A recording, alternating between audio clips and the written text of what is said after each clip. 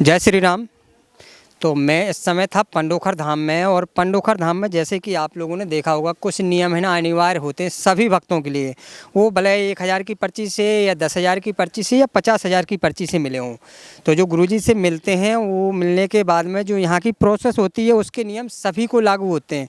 वो पर्ची में लिखे हों नियम या नहीं लिखे हों, मैं आपको बता देता हूँ कि जैसे कि आपको यहाँ पे 3 दिन की रामायण करवानी होती है और 3 दिन का हवन करवाना होता है, वो सारी और 3 नारियल बंधन होते हैं। तो मैं अभी आपको नारियल बंधन भी दिखाता हूँ किस प्रकार के होते हैं। और मैं अभी खड़ा हूँ यज्ञशाला में, यहाँ पे हवन होता है।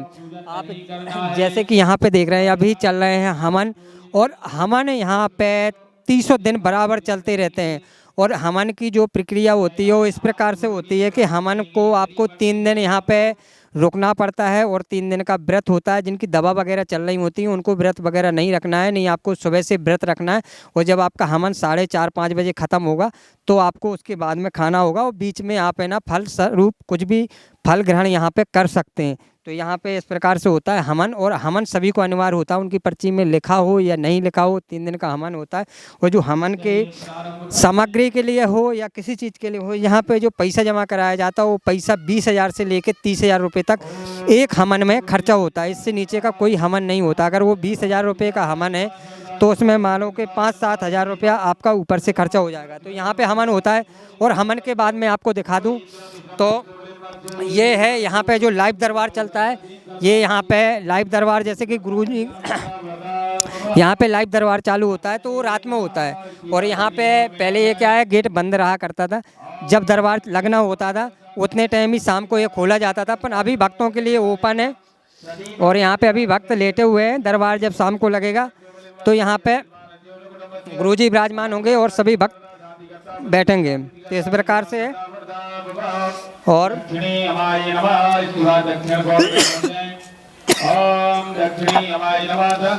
तो अभी ये हॉल खुला रहता है, यहाँ पे लाइव दरबार चलता है। जितने भी भक्त यहाँ पे मिलते हैं उनका वीडियो कैमरे में रिकॉर्ड होता है।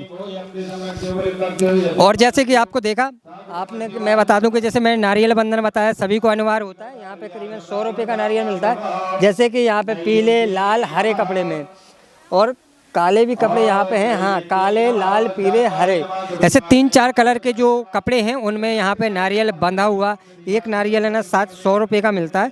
तो शायद 3 नारियल बंधन करने के लिए अलग अलग जिस प्रकार की जिसकी बाधा होती है तो उसके लिए अलग अलग प्रकार के नारियल बंधन करने के लिए बोला जाता है। तो यहीं पर नारियल मिलते हैं, वहाँ पर लेके गुरुजी से मिलने के बाद में यहाँ पे नारियल बंधन करने होते हैं। तो इस प्रकार के नियम है। और 7 महीने आपको यहाँ पे अमावस्या पर्व करने आना होता है। अमावस्या का मतलब ये रहता है यहाँ पे आएंगे आप, यहाँ पे आके आपको पर्ची कटवानी होगी अमावस्या की। वो आपकी श्रद्धा के अनुसार है, नहीं सभी की जो पर्चियाँ नॉर्मल हैं यहाँ पे रहती हैं कि वो 1100 रुपये की आपकी अमावस्या की पर्ची कटवानी होती है।